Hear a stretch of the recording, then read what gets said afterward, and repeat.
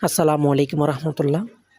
সারা পৃথিবীতে যদি আমরা একদম মত্ত পয়সা ছাড়া যদি কোনো কিছু ব্যবহার করে থাকি, তাহলে একমাত্র মসজিদেই, আল্লাহর ঘর মসজিদেই পাচ্ছি খুঁজে, আর কিছু নেই। আপনি পার্ক বলেন, আপনি রেস্টুরেন্ট বলেন, আপনি যে কোনো জায়গা বলেন, ওখানে একটা টাইম কাটানোর জন্য যদি যাই বা আনন্দের জন্য একটু যাই, ওখানে আমরা একটা সার্ভিস চার্জ দিতে হয়। কিছু খেলে এটা তো আছেই, তবে সার্ভিস চার্জটা আলাদাভাবে নেই।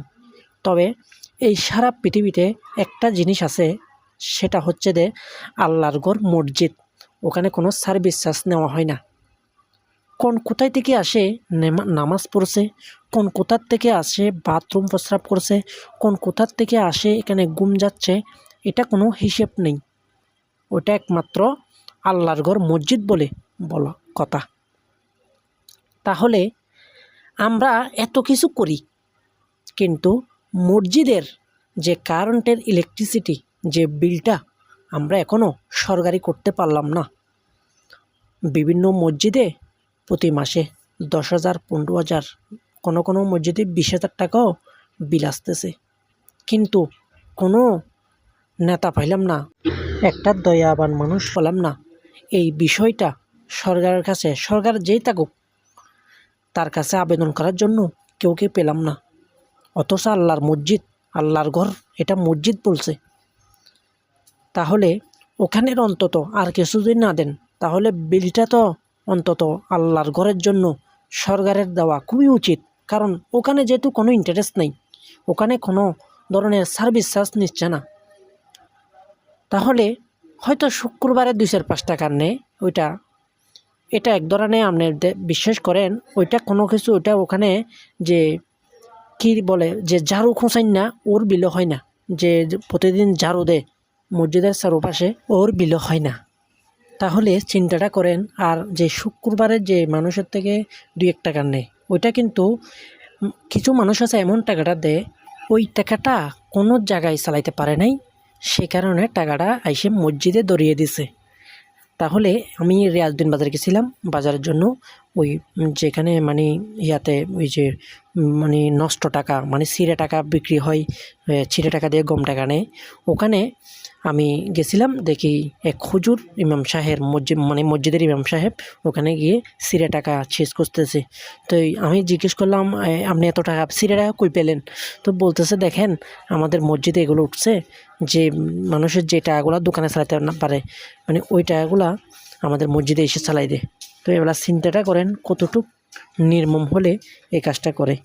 তো সে কারণে বলতেছি, মসজিদের অন্তত যে কারেন্ট বিলটা, মসজিদের যে খরচটা, এটা সরকারের দায়িত্বে নেওয়া খুবই জরুরি।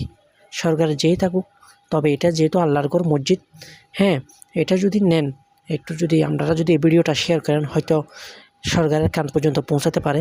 তো আপনারা এইটা নিয়ে বিভিন্ন মাধ্যমে প্রচারণা করলে হয়তো এটা একদিন হয়ে যেতে পারে। কারণ আজকে আমি মসজিদ থেকে বের হতে দেখলাম, যত বিল ওগুলা টাকা রাখছে, মসজিদের মধ্যে টাকা রাখছে। তার বুঝেছে যে দেখেন আমাদের এখানে কতগুলা বিল জমা হয়ে গেছে।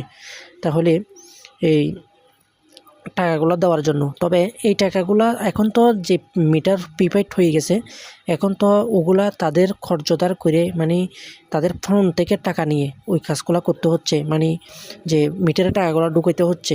তো ফাউন্ডে যদি টাকা না থাকে, তাহলে কি করা? তাহলে কি মিটার মসজিদ অচল হয়ে যাবে? এরকম তো হওয়া কোনোভাবে সম্ভব না।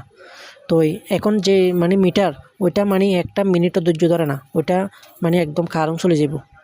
ওইটা ঘর হোক না মসজিদ হোক, এটা যে কোনো জায়গায় হোক, এখন একটা মিনিটও টাইম দেয় না। আগে তো হয়তো 2-3 মাসের টাকা আটকে রাখা যেত, এখন এরকম কোনো সিস্টেম নেই। তো মসজিদে ওই জিনিসটা তুলে ধরছে। তো এটা দেখে খুবই খারাপ লাগছে, এই কারণে আমি ভিডিওটা করা। তো আপনাদের যদি দয়া লাগে, মায়া লাগে, এই ভিডিওটা শেয়ার করবেন। এমনকি এই মসজিদের আমি দেখতে চাই, এই মসজিদের সম্পূর্ণ অন্তত কারেন্ট বিলটা যেন সাশ্রয়, এবং সরকার যেন সাশ্রয় করে দেয়। কারেন্ট বিলটা যেন সরকার পক্ষ থেকে আসে, এবং এটা আমি খুবই চাই। আপনারা যদি চেয়ে থাকেন এই কাজটা, তাহলে এই ভিডিওটা বেশি বেশি করে শেয়ার করবেন। তবে আমার মনে হয় এই কথাটা একদিন রাইট হয়ে দাঁড়াবে। আমি যেটা ভাবছি এটা রাইট হয়ে দাঁড়াবে। অসংখ্য ধন্যবাদ। যারা যারা শুনতেছেন আপনারা একটু ভিডিওটা শেয়ার দিবেন। আমি এই জিনিসটা চাই, আপনারা চান কিনা আপনাকে একটু কমেন্টে জানাবেন। আসসালামু আলাইকুম রহমতুল্লাহ।